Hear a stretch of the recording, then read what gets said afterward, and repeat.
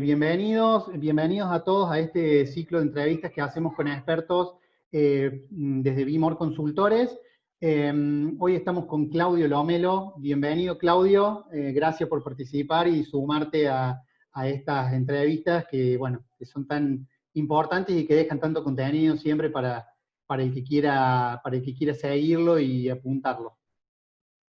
Bueno, muy buenas noches. Muchas gracias a vos, Nico, y a Bimor por la invitación.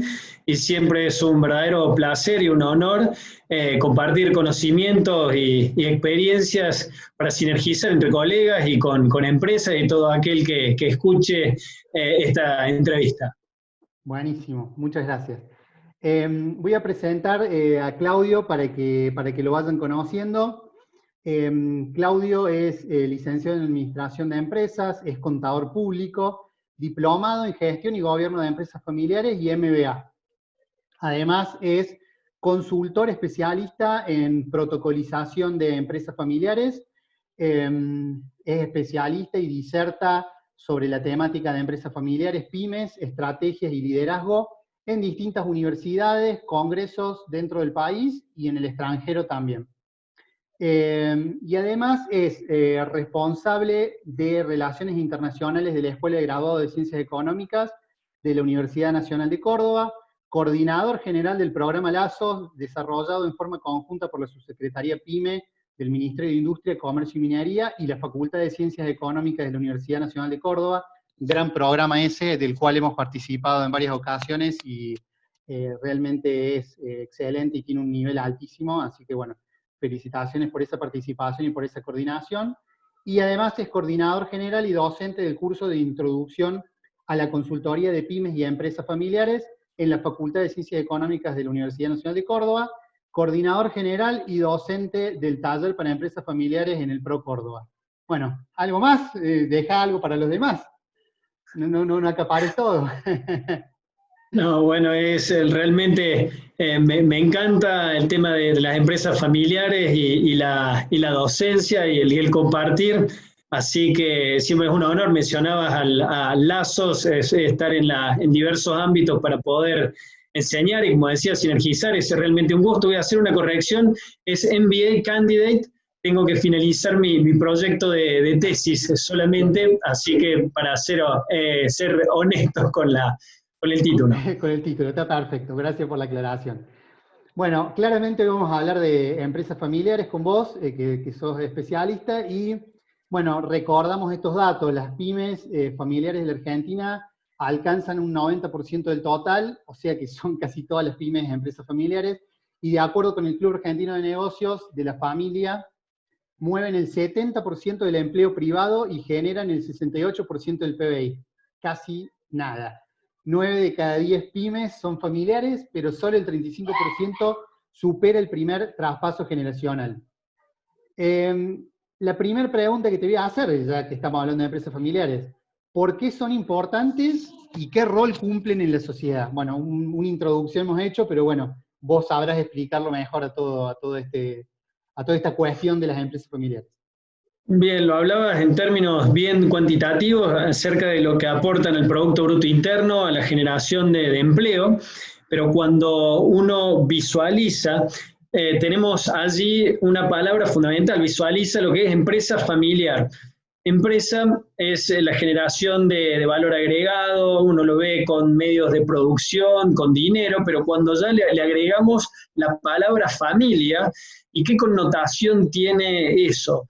Realmente tiene un impacto muy alto en la vida de las familias, pero cuando analizamos qué es una familia, qué es el sustento, qué es la base de cualquier sociedad, podemos ver que si la empresa familiar no va bien, esto impacta en la familia, esto impacta en la calidad de vida, y si impacta en la calidad de vida de la familia, también impacta en la calidad de vida dentro de la misma organización.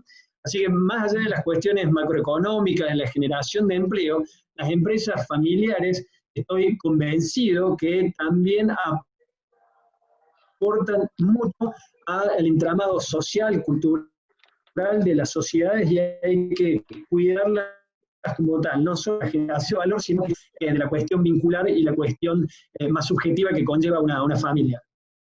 Claro, bien. Bien, bien, está clarísimo. O sea, es la base, digamos, de la economía actual, digamos, y de la familia, del modelo económico, digamos. Em, Sí, modelo económico, modelo social y modelo cultural, así que tiene un impacto tremendo en todos los ámbitos. claro. Bueno, hoy continuando esto con las empresas familiares y por lo general siempre relacionamos a las empresas familiares con las pymes. Eh, el tema de la planificación, arrancando, digamos, con el tema de la planificación estratégica o planificación anual. ¿Por qué es crítico para las empresas familiares poder planificar el futuro? Digamos, la planificación estratégica es un lujo, una posibilidad, o solo queda enfocado en las grandes empresas. Porque lo aclaro porque ya digamos, nosotros hemos hecho varias entrevistas y el tema de la planificación en general siempre queda como relegado a algo muy grande, digamos, como, no, solo planifican las empresas grandes, y en realidad es así. O sea, tu experiencia, ¿qué te dice? O sea, ¿planifican las grandes o tienen que planificar todas? Y bueno, y en ese orden, Bien, digamos. sí, primera cuestión por allí se asocian a las empresas familiares con pymes y si bien gran cantidad de las empresas familiares son pymes, pero también tenemos que muchas empresas familiares son grandes empresas. Lo que define a una Claro, empresa familiar es fundamentalmente que los propietarios o los que tienen el control son familiares, y por el otro lado una cuestión fundamental que tiene la vocación de continuidad en el tiempo. Digo, para separar lo que es el concepto de empresa familiar de pyme. No quiere decir que una claro, empresa sea pyme y viceversa, ¿sí? Pero bueno, hecho esa aclaración en relación a las empresas familiares, vamos a entrar a la generalidad. Vos me preguntabas acerca de la planificación. claro, Y consideramos que las empresas no, en general no planifican estratégicamente y tampoco planifican en términos de sucesión y en términos de continuidad. Entonces ahí voy a tomar una parte de la definición de la empresa familiar, que es la vocación de continuidad en el tiempo. Y acá claro. empieza la primera pregunta, es decir, bueno, ¿quién de mis hijos e hijas va a continuar el negocio? En términos operativos, en términos de gestión, pero también en términos patrimoniales. Tiene que haber una planificación de la gestión y Claro. también una planificación patrimonial para ver cómo incorporamos a los propietarios dentro de la empresa familiar. Entonces, concretamente, en la mayoría de los casos no hay planificación, las altas tasas de mortalidad en gran medida se deben a esa falta de planificación. Así que no es un lujo, es una necesidad de las empresas familiares deberían planificar en términos estratégicos y también en términos patrimoniales y jurídicos la continuidad de las mismas.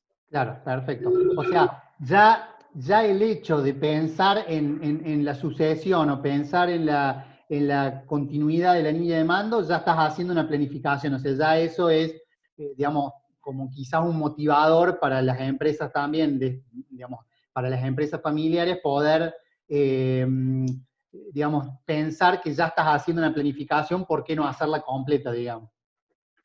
Sí, el tema de la motivación yo creo que tiene que surgir de sentir que es una necesidad, la tenés que hacer sí o sí. Sí o sí. Yo te pongo un ejemplo. Sí, Una empresa familiar, por ejemplo, que vende en una localidad de 40.000 habitantes automóviles, ¿sí? Una marca X determinada. De esa empresa familiar tenés 3 socios que cada uno tiene 2 hijos. De esos 2 hijos se incorporan a trabajar 5 en la empresa familiar. mm, Están acostumbrados estos 3 socios a vivir muy bien económicamente porque la empresa familiar les da para vivir a 3 ramas familiares. Ahora, cuando se incorporan 5 hijos, esos 5 hijos están viviendo con los padres cuando son jóvenes, pero en el transcurso de 6, 7 años, entre los 26, 27 años, van a empezar a vivir solos, van a empezar claro. a tener sus propios matrimonios, sus propias casas. Entonces allí teníamos que una empresa familiar daba para vivir muy bien a 3 familias, pero ahora le tiene que dar para vivir A muy 8, bien a 9 a familias. 9 familias, claro. no les queda otra que planificar estratégicamente y claramente aquí no les va a alcanzar una localidad de 40.000 habitantes vender una sola marca, o incorporan otra marca o necesariamente tiene que expandirse a otra localidad o abren otro negocio o lamentablemente todos los miembros familiares no van a poder estar trabajando hacia adentro.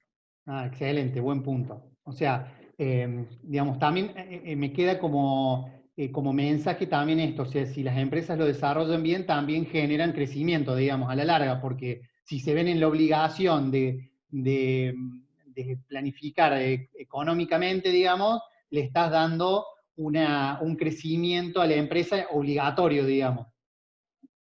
Es un imperativo, yo creo que esto es un círculo virtuoso y por eso lo apasionante de las empresas familiares. Cuando uno se para frente al empresario y le habla de planificación y diversificación, el empresario pyme te dice esto que me comentabas vos, no, eso es diversificación, eso es para una gran empresa, planificación es una gran empresa. Tenemos muchísimos ejemplos de situaciones como esta de los hijos que se incorporan, y siempre pongo el ejemplo de que cuando la manta es corta empiezan los tironeos, es decir, falta dinero y entonces empezamos todos los hijos quieren ocupar una posición gerencial, por ejemplo, quieren tener mejores sueldos y empiezan allí luchas económicas y luchas de poder. Entonces tienen que entender la familia toda, tienen que crecer y tienen que planificar, tienen que ponerse las pilas. Y si la empresa familiar crece, tenemos que pensar que genera más empleo, entonces termina siendo un círculo virtuoso. Entonces nace con la necesidad imperativa de crecer, con la planificación, la motivación de tenemos que crecer y porque vamos a contribuir a nuestro patrimonio y también la motivación de la sociedad que vamos a generar más fuentes de trabajo. Excelente, excelente. Estamos en un año atípico, digamos, que es, digamos, nos ha afectado el impacto del COVID-19 y por supuesto cambian las reglas de juego, digamos, en los mercados, en las formas de comercializar los productos, en las formas de consumo, formas de trabajo. Ante tanta incertidumbre que hay en este mercado, ¿vos creés que las empresas familiares están en condiciones o están en una situación para aprovechar el contexto, digamos, para aprovechar las oportunidades que le presenta el mercado ahora y aprovechar, digamos, aprovechar para crecer o desarrollar nuevos potenciales negocios? Van a tener que estarlo, porque no queda otra alternativa. Hoy tenía una reunión con un colega, un abogado, que me comentaba, bueno, que había lamentablemente muchos procesos de convocatoria de acreedores, y me decía, mira, Claudio, las empresas familiares que han logrado incorporar en su momento a la segunda generación, hoy tienen e-commerce, han venido con implementación de nuevas tecnologías y nuevas herramientas, y hace un rato estaba en una charla también que dábamos con una empresa familiar que está incorporada a una segunda generación que ha logrado esto que decía de impulsar el crecimiento, la diversificación. Entonces yo creo que la oportunidad va a pasar, en las crisis son las grandes oportunidades, porque muy probablemente estábamos en una sola actividad que se ha visto afectada, como probablemente se hayan visto afectadas, pero tenemos que salir a buscar nuevos mercados, tenemos que tener nuevas ideas. Entonces creo que es una tremenda oportunidad para que primera generación, segunda generación, padres, madres, hijos e hijas, se junten a definir el futuro, a ver qué vamos a hacer para generar nuevos negocios, no solamente por la empresa, que eso que parece tan frío, digamos, sino para sobrevivir la familia. Entonces, en ese sentido, creo que hay una gran oportunidad en términos de que vamos a abrir el liderazgo de la empresa y vamos a escuchar nuevas opciones y no queda otra que reinventarnos. Y eso puede ser una gran oportunidad. Bueno, gracias. Bien, digamos, esto justamente es un puntapié para hablar de un poquito de gestión y dirección estratégica. Y bueno, yo te quería preguntar, ¿cuáles son las claves de la dirección estratégica de pymes, o bueno, en este caso de empresas familiares, haciendo esa diversificación, esa diferenciación que vos dijiste recién de que las empresas familiares también son empresas grandes? cuáles son las claves de la dirección estratégica y cuál es el modelo de competencias necesario que tienen las empresas familiares para la subsistencia, digamos. Bien, el primer aspecto es sensibilizarse y decir, bueno, ya hemos visto que tienen que crecer necesariamente, a partir de allí es crecer hacia dónde. Queremos diversificar en qué mercados. Tengo empresas familiares que venden X productos, ¿sí? Y que viene una segunda generación, tenemos que vender, por ejemplo, cuando se pusieron de moda los celulares, fundas para celulares o aplicaciones que nada tenían que ver con el negocio o el know-how de la empresa. Entonces, el principal punto para la planificación estratégica es definir hacia dónde queremos ir, analizar cuáles son tus puntos fuertes, tus competencias. Por ejemplo, una empresa familiar que tiene distribución de combustibles, por ejemplo, puede conocer muy bien la logística porque podría aprovechar ese know-how para la distribución o podría aprovechar su fuerza comercial para venderle productos a los agricultores. Entonces, bien, la primera cuestión es tratar de definir hacia dónde quieres ir, analizar cuáles son tus fortalezas y aprovecharlas a tu favor. Y después hablabas acerca de competencias para la sustentabilidad. Sí. Nosotros vemos que tenemos por allí empresas que son muy exitosas, y de un año para el otro desaparecen o vemos que dejaron de tener, muchas veces sucede que tenemos a un fundador, una fundadora, que se maneja de una manera personalista, es brillante haciendo negocios, pero claro, ¿qué pasa si esa persona trabaja los 7 días de la semana, 15 horas por día? ¿Qué pasa si en algún momento a esa persona le sucede algo? ¿Esa empresa es sustentable? Entonces necesitan desarrollar competencias de tener habilidades de liderazgo para dirigir equipos, para incluir a la segunda generación en la gestión responsable de la empresa. Y también tenemos que lograr la profesionalización, esto que no caiga todo en manos de una o dos personas que hacen que la empresa familiar sea muy débil ante cualquier circunstancia personal que puedan tener estas personas. Claro, bien. Y con esto, digamos, hablando de un poco de estas debilidades, veo que muchos empresarios están preocupados, digamos, por lo que es la supervivencia del negocio, ¿no es cierto? Por la mantención de la fuente de trabajo de los empleados. En la realidad de la empresa familiar, donde hay una fuerte carga emocional, digamos, desde los fundadores y posteriores generaciones, ¿cómo se gestiona una crisis de este tipo en el interior de la empresa? ¿Se gestiona de manera, digamos, por solo los dueños? ¿Se trabaja en conjunto entre los dueños y los empleados? ¿Cómo gestionan las crisis dentro digamos, de la cultura organizacional o del clima organizacional?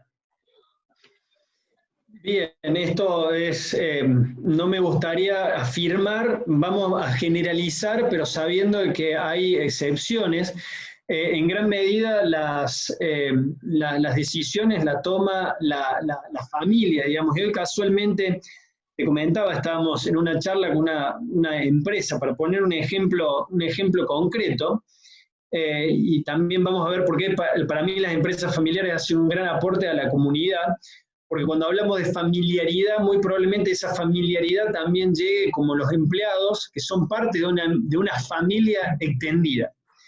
Entonces, en ese contexto, la empresa familiar va a tender a cuidar la fuente de trabajo, y allí, entonces, cuando cuidar la fuente de trabajo significa, en este caso ponía el ejemplo de decir, bueno, nosotros hemos tomado la decisión de mantener la fuerza de trabajo, mantener los salarios de nuestros empleados al 100%, y estamos sacrificando en alguna medida la rentabilidad de la empresa. Allí se juntó la familia y los socios a definir una cuestión que era fundamental.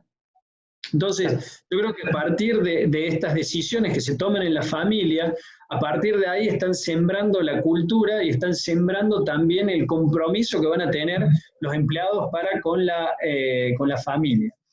Este es un ejemplo. Yo creo que en general las familias son las que toman las decisiones, pero lo ideal sería que también incorporen a los empleados, a sus mandos medios, a tomar decisiones que hacen a la trascendencia, a la supervivencia de la empresa.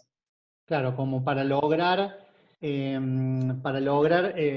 siempre decimos nosotros que para lograr la mejor coordinación, digamos, y para lograr que las decisiones no sean impuestas y sean aceptadas, es más fácil incluir a los mandos medios o incluso a los empleados del nivel más bajo en las decisiones para hacerlos partícipes y que la decisión sea compartida y aceptada, digamos, más fácil, digamos, en los procesos, sobre todo en procesos de cambio, ¿no?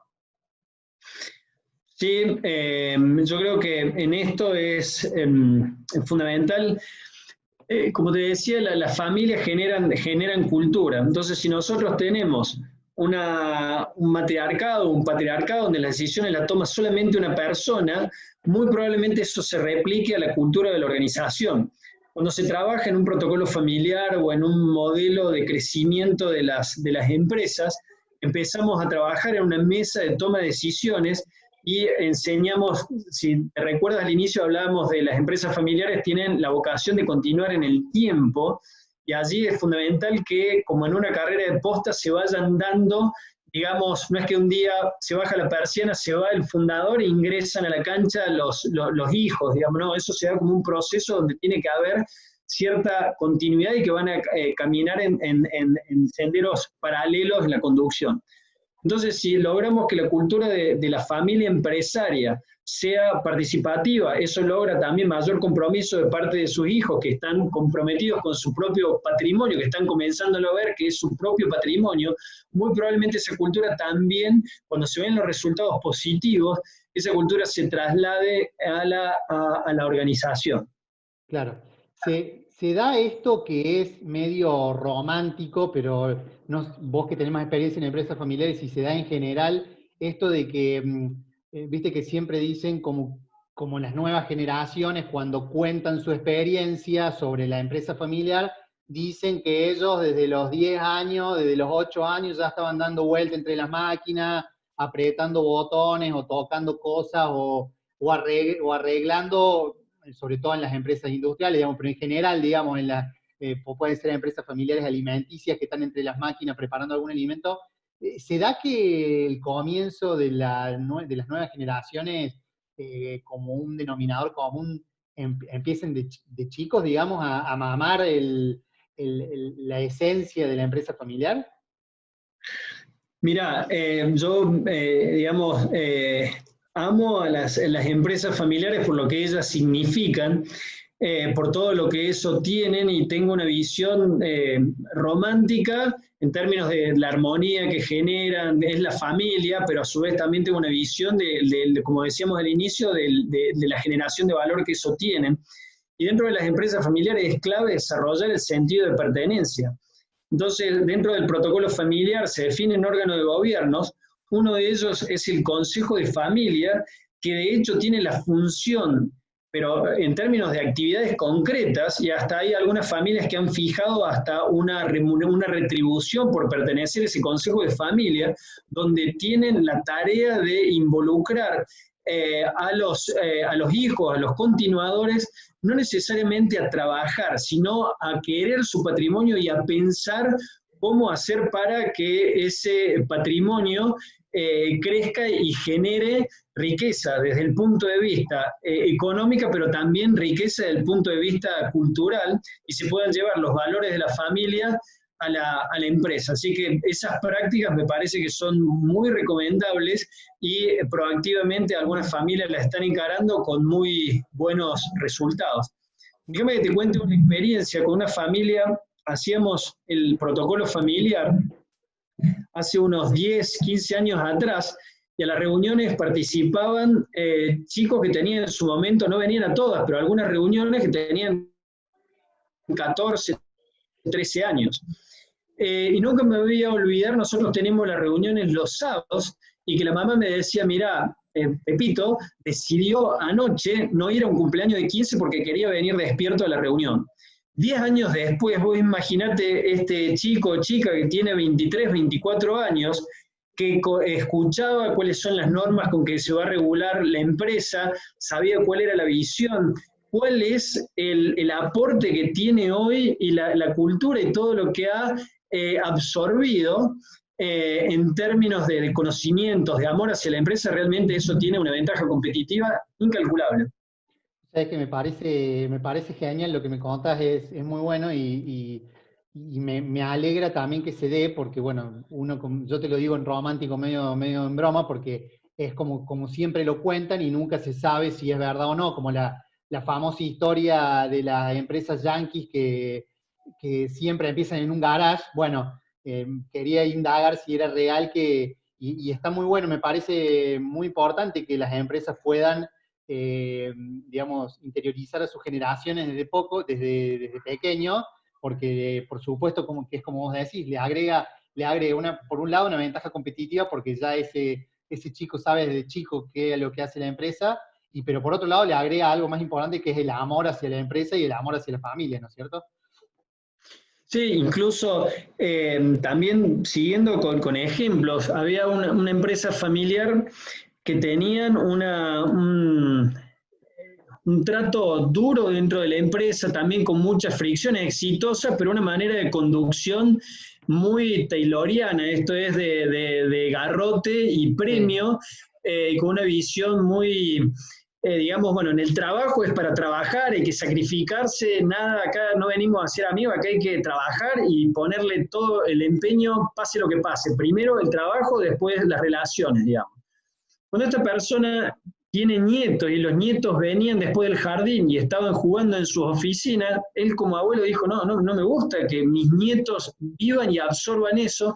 Entonces empezó a visualizar la necesidad de cambiar su clima de trabajo. Entonces ahí es donde creo que nosotros profesionales tenemos, comparto con vos también esta visión romántica, si nosotros pasamos entre 8 y 10 horas de nuestras vidas, y como la mayoría de las personas, tenemos que hacer esos ambientes de trabajo que sean lo mejor posible. Entonces, y acá está lo interesante y el gran desafío que tenemos los que tenemos la suerte de gestionar o colaborar en las empresas. Si nosotros logramos mejorar la calidad de vida de las personas, estas personas se sienten mejor, se sienten más integradas dentro del trabajo y generan mayores resultados. Entonces termina siendo un círculo virtuoso. Y así la empresa familiar tiene mucho para enseñar, porque cuando los padres empiezan a incorporar a sus hijos dentro de la empresa, y sus hijos, los padres quieren para su hijo lo mejor, estudien, que tengan tiempo para vacaciones, para que tengan tiempo para su familia, entonces empiezan a desarrollar políticas que terminan siendo favorables para el Para todos resto los de la empleados. comunidad. Exacto. Por Claro. supuesto que esta visión romántica tenemos que acordar que en la empresa estamos para generar resultados y estamos para hacer una mejor calidad de vida. Allí tenemos que lograr el mejor equilibrio posible. Sí, lógicamente, claro. Por supuesto que, al fin y al cabo, el objetivo último de la empresa es generar rentabilidad, digamos. En la realidad de las pymes, existen ventajas, bueno, como la fuerte cultura organizacional y valores compartidos. Estamos hablando, yo por ahí hablo de pymes y empresas familiares erróneamente como lo mismo, pero en realidad acá te quiero preguntar puntualmente por las empresas familiares. En la realidad de las empresas familiares, bueno, existen ventajas como la fuerte cultura organizacional y valores compartidos, y otra ventaja y otras desventajas también, como la informalidad, mandatos familiares o bajo nivel de organización. Eh, ¿Qué consejo le podés dar vos a un empresario familiar, por supuesto, que quiere comenzar con la profesionalización? ¿Por dónde tiene que arrancar, digamos, eh, que es prácticamente tu trabajo también, porque haces protocolos familiares? Entonces, ¿por dónde tiene que arrancar la profesionalización de una empresa?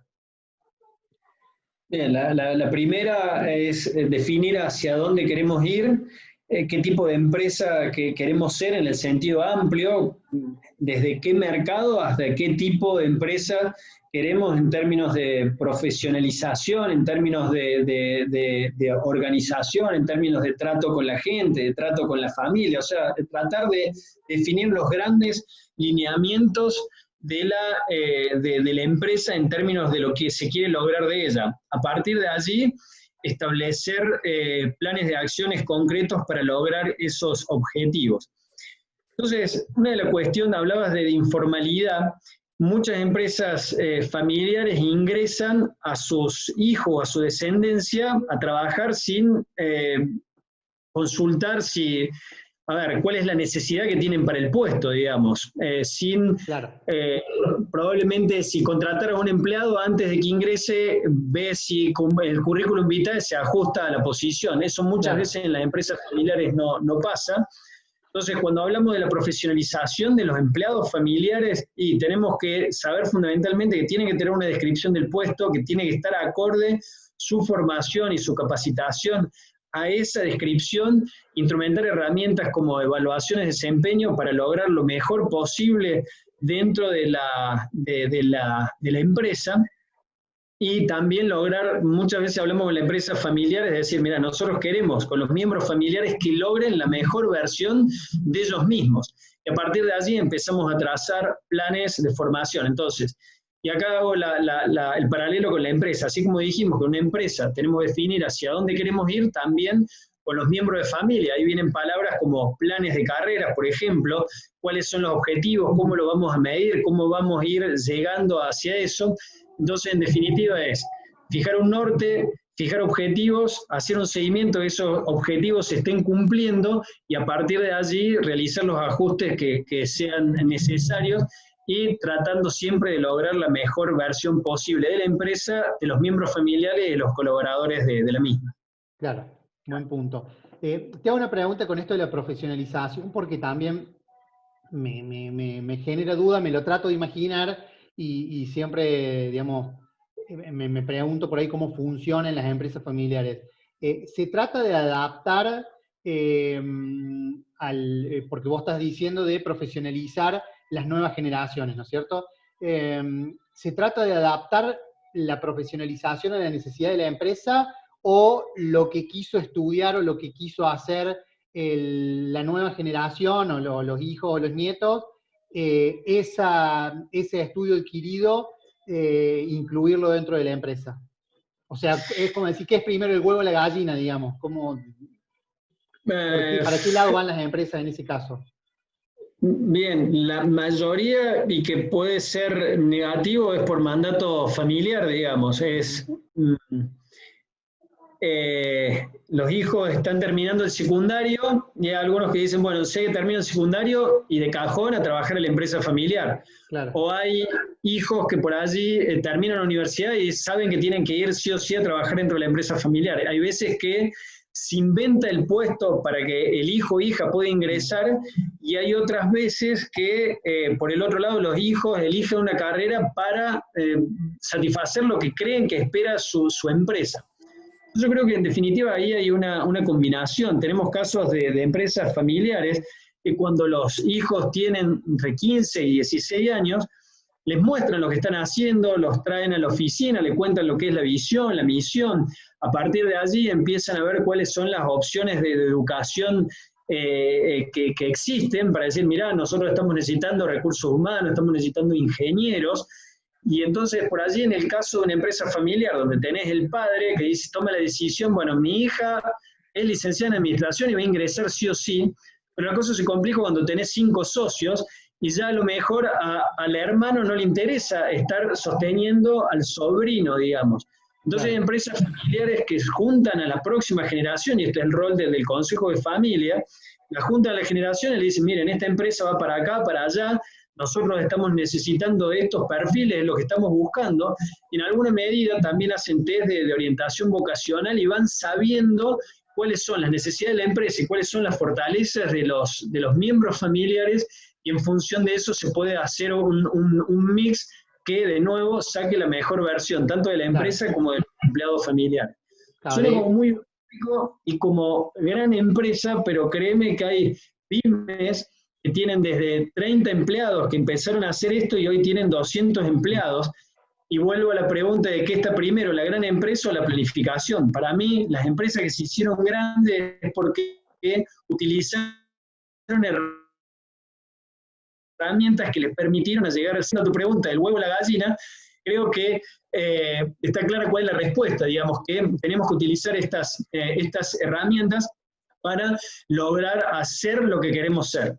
Claro, está bueno, o sea, es como, digamos, tomando el tema del mix, está bueno como de decir, bueno, por ahí incluso me imagino que en los consejos familiares tampoco es que entran todos los hijos o todos los nietos, porque alguno tomará un camino distinto, digamos, entonces es, che, de los que más o menos vislumbran la profesión que nosotros necesitamos, o los perfiles que nosotros necesitamos, me imagino que enfocarán para ese lado y a los otros los dejarán libre también, es dejar ser, ¿no es cierto? También.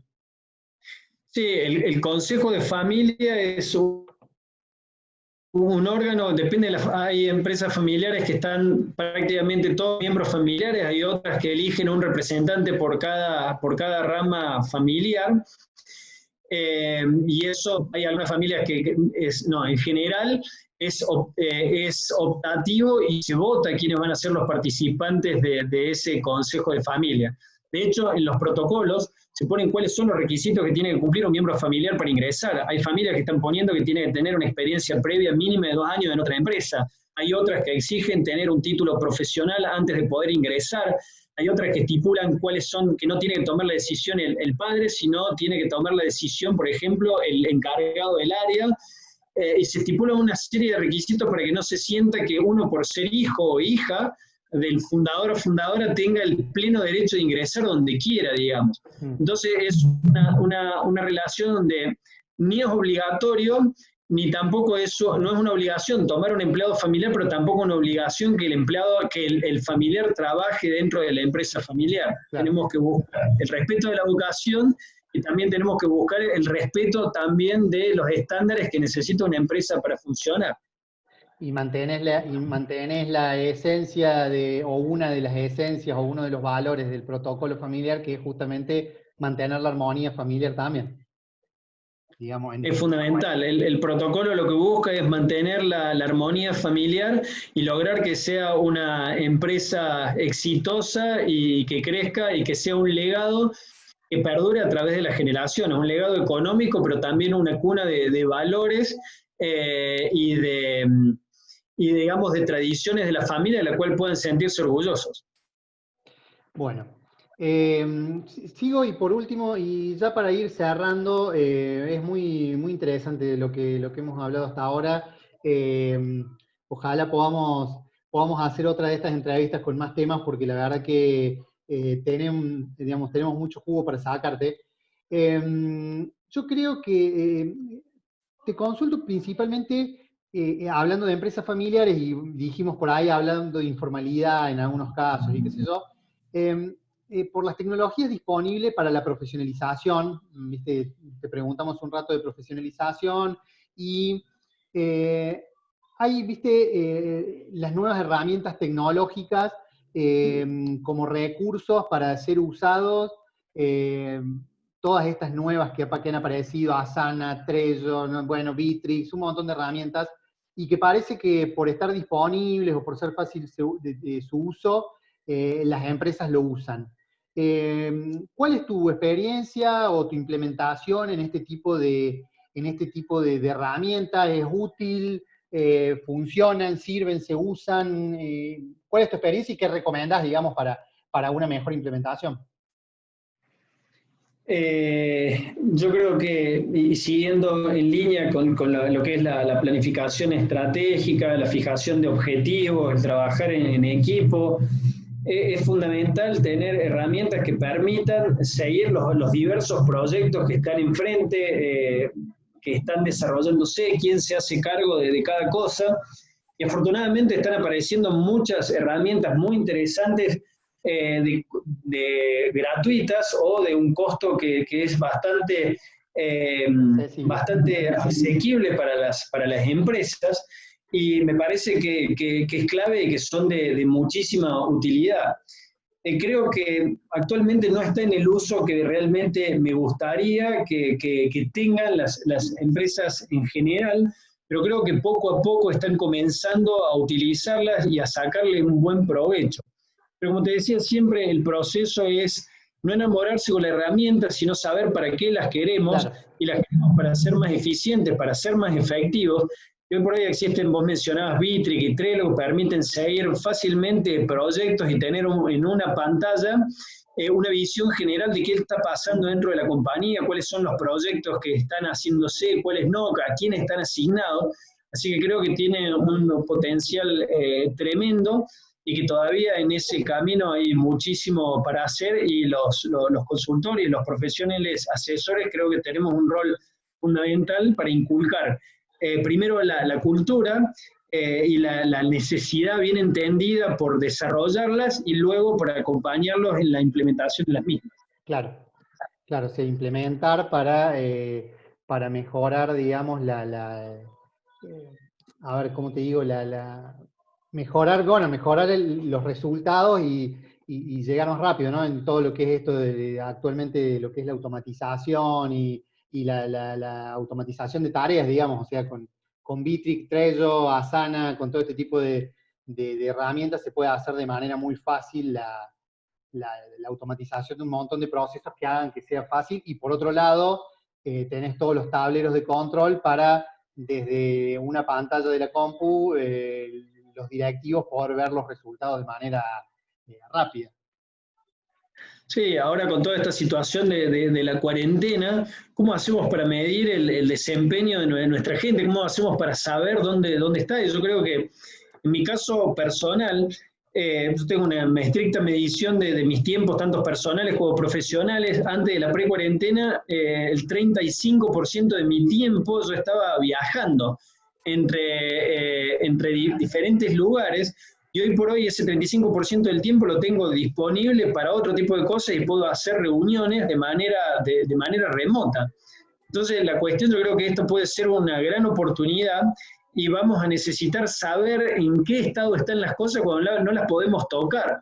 Entonces, estas herramientas, y de nuevo, hablábamos siempre estrategia, lujo o necesidad, hablábamos de profesionalización, lujo o necesidad, hablábamos de instrumentación y seguimiento a través de este tipo de herramientas, lujo o necesidad, y todos vamos a desembocar en que las tenemos que implementar. No es un lujo, es una necesidad para ser sustentables en el tiempo, y viendo la definición de empresa familiar para que continúe a lo largo de la generación. Y crecer.